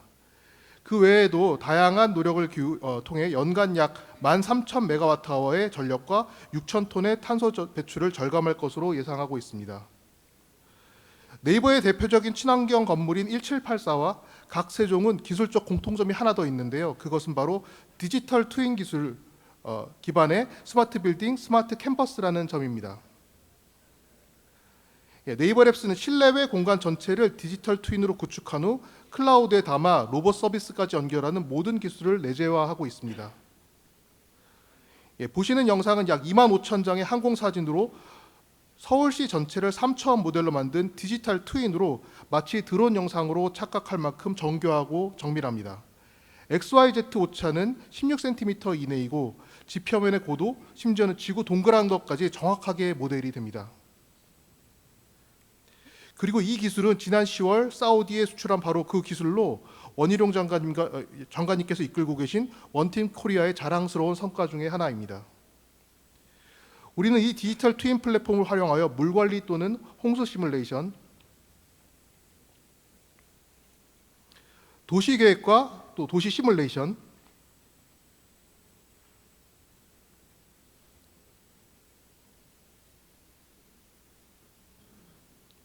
그리고 도시 모니터링 등에 활용할 수 있습니다. 네이버는 LX공사, 수자원공사와 함께 이 세 가지 솔루션을 적용한 디지털 트윈 플랫폼을 향후 5년간 사우디의 5개 도시에 구축할 예정입니다. 이처럼 디지털 트윈 플랫폼은 다양한 공공 서비스에 활용될 수 있으며 친환경도 마찬가지입니다. 한 컨설팅 기관은 향후 디지털 트윈 서비스 확산 시 2030년까지 실질 탄소 배출량이 7.5억 톤 감소할 것이라고 예측하고 있는데, 이는 2020년 전 세계 탄소 배출량의 23.8% 수준입니다. 특히 친환경 예측을 위한 시뮬레이터로서 디지털 트윈의 역할이 매우 중요합니다. 보시는 영상은 지난주에 진행된 서울 벌추얼 자율주행 챌린지 본선 장면으로 네이버 랩스의 디지털 트윈을 활용한 도로 환경 시뮬레이터를 사용하고 있습니다. 이러한 시뮬레이터를 활용하면 탄소 배출의 주 원인인 도시 내 교통 운송 효율을 개선할 수 있습니다. 또한 디지털 트윈을 활용한 정밀한 치기 기술을 활용한다면 차선 단위의 교통 상황 모니터링 및 제어가 가능해져서 이 또한 탄소 절감에 기여할 수 있습니다. 디지털 트윈 기술은 도시뿐만 아니라 국토의 3차원 공간 그 자체도 트윈으로 만들 수 있습니다. 지난달 독도의 날을 맞이하여 독도를 디지털 트윈으로 구현해 보았는데요. 이런 식으로 자연 환경을 주기적으로 디지털 트윈으로 만들면 생태계 변화를 파악하고 복원 계획도 수립할 수 있을 뿐 아니라 환경 문제를 예방하고 자연재해에도 대처할 수 있습니다. 네이버랩스의 디지털 트윈은 세계 최고 수준이자 다양한 목적으로 활용될 수 있는 독창적인 솔루션입니다. 이번 사우디 수주를 통해 확인한 건 이 기술 플랫폼에 아주 다양한 공공 서비스가 결합될 수 있다는 것이며, 더 나아가 친환경에 대해서도 디지털 트윈 기술에 대한 이해를 통해 더 많은 가능성을 함께 만들 수 있을 거라고 생각합니다. 경청해 주셔서 감사합니다. 예. 사실 제가 우리 한국의 녹색 전환에 대해서 나름 조금 자신을 갖게 된 것이 우리 발전된 디지털 테크놀로지입니다. 디지털을 통한 녹색 전환, 저희가 굉장한 좀 기대를 갖고 있는 분야이고요. 근데 이게 저 네이버가 이런 분야의 세계적인 경쟁 기업이 있다면 어디를 손꼽을 수 있겠습니까? 예, 사실 이번 사우디 수주에서 굉장히 자랑스러워한 점은 세계 6개 그 디지털 트윈 글로벌 회사와 경쟁해서 수주를 따낸 것이고요. 사실 저희는 그 뭐 다소라든지 뭐 다른 그 유명한 회사에 비해서 이걸 이제 판매해 본 적이 사실은 없는 제품이기도 합니다. 그렇다면 사우디에는 어떤 면이 어필했다고 생각을 하세요? 플랫폼으로서 개방성이라고 생각을 하고 있고요. 저희가 저희의 이제 서비스 솔루션만 얹을 수 있는 게 아니라 다양한 서비스 솔루션이 같이 붙을 수 있는 개방형 솔루션이라서 저희 걸 채택했고, 그다음에 이제 기술이 많이 좋아져서 이 싱가포르에서 했던 디지털 트윈 기술에 비해서 한 65% 정도 저희께 가격이 쌉니다. 예. 하여튼 여러 플레이어가 같이 할 수 있는 그런 플랫폼이다, 이런 말씀이시죠. 자, 시간이 이미 많이 지났습니다. 조금 지연이 된 것에 대해서 사과드리고요. 우리 최승혁 파트너님 짧게 한번 총 정리 한번 해보시죠. 한국의 그린 빅뱅을 이끄는 기업들 정말 어떻게 잘할 수 있을지 어떻게 보시는지요? 네, 뭐 제가 감히 말씀을 드리자면 지금 그 각각 말씀 주셨던 부분들은 전략적 방향에서는 굉장히 임프레시브하다고 생각을 합니다. 그래서 정말 글로벌에서 다른 기업들을 보더라도 사실 전략만 놓고 봐서는 그 절대 뒤처지지 않는 상당히 많이 앞서 있는 부분들에 대해서 많이 말씀을 주신 것 같고요. 그 부분에 대해서는 너무너무 긍정적이고, 어떻게 보면 저희들이 뭐 코리아 리포트에서도 말씀을 드렸지만 그 부분은 좀 안심을 해도 되는 부분이라고 생각을 하고요. 근데 그 동시에 한 두 가지 말씀드리고 싶습니다. 하나는 그 결국에 이 전략이 아무리 잘 세팅이 되더라도 결국에는 실행력, 스피드 싸움이라고 생각이 되고요. 이게 어느 기업이나 지금 앞서가 있는 기업들은 다 아마 비슷한 생각 하시고 있을 겁니다. 그게 뭔가 우리는 되게 지금 신기한 얘기하고 있어라고 하면은 그건 뭔가 약간 조금 그 다를 것 같고요. 그래서 그 제가 그냥 구체적으로 말씀을 드려보면 지금 말씀하셨던 그런 전략 방향들 2배, 3배 스피드업을 할 수 있는 게 어떤 방안이 있을지 그거를 좀 고민을 같이 해주시고, 그런 것들이 좀 그 기폭제가 돼서 드라이브가 걸리면 좋지 않을까라는 말씀 하나 드리고 싶고요. 두 번째는 그 여러분들이 말씀 주셨는데 뭐 인재라던가 파트너십이라든가, 사실 그 대한민국 기업들이 이게 나의 고객인가, 나의 그 이제 뭐 서플라이어인가, 사실 이런 관계는 굉장히 익숙해져 있는데 사실 저희도 잘 못하는 게 파트너십입니다. 협업을 해야 되고, 저게 어떤 거는 경쟁이고 어떤 거는 협업을 하면 되는데 이걸 어떻게 해야 되지? 이런 것들에 대해서 굉장히 아직 어색한 것들이 많은데요. 팀 코리아라고 생각을 하고, 그 정말로 뭐 K 배터리가 됐건 K EV가 됐건 K 수소가 됐건 K UAM이 됐건 사실상 할 수 있는 것들은 굉장히 많다고 생각을 합니다. 이걸 팀이라고 생각을 하고, 그 팀이 정말로 아까 말씀을 드렸던 그 한국 보고서에서 10년 뒤에는 정말로 그 우리가 세계 7대 강대국으로 나아가고 있고 그런 것들이 곧 실현이 될 거다. 그거에 기반에 팀 코리아가 있다라는 그 내용들이 많이 나올 수 있는 그런 그 움직임들이 모습도 본격적으로 좀 있으면 하는 생각입니다. 예, 감사합니다. 우리가 뭐 K-팝 등등 얘기하지만 사실 K 반도체는 우리가 이미 입증하고 있지 않습니까? 저는 이 모빌리티, K 모빌리티, K 에너지 이런 시대가 올 거라고 생각하고 있고, 그러기 위해서는 좋은 전략도 중요하지만 과감한 실행력이 담보되어야 된다. 아주 중요한 메시지라고 생각합니다. 우리 대통령께서 사우디에서 한국이 퍼스트 무버가 되겠다고 말씀을 하셨는데요. 같은 취지입니다. 이 세계적으로 이 트릴리언 달러의 새로운 기회가 조성되는 이 마당에 우리가 스피드업, 스케일업 그런 정신으로 그린 빅뱅을 이끌어가면 좋겠습니다. 그래서 저는 그린 빅뱅 코리아 화이팅으로 오늘 이 세션을 마치도록 하겠습니다. 감사합니다.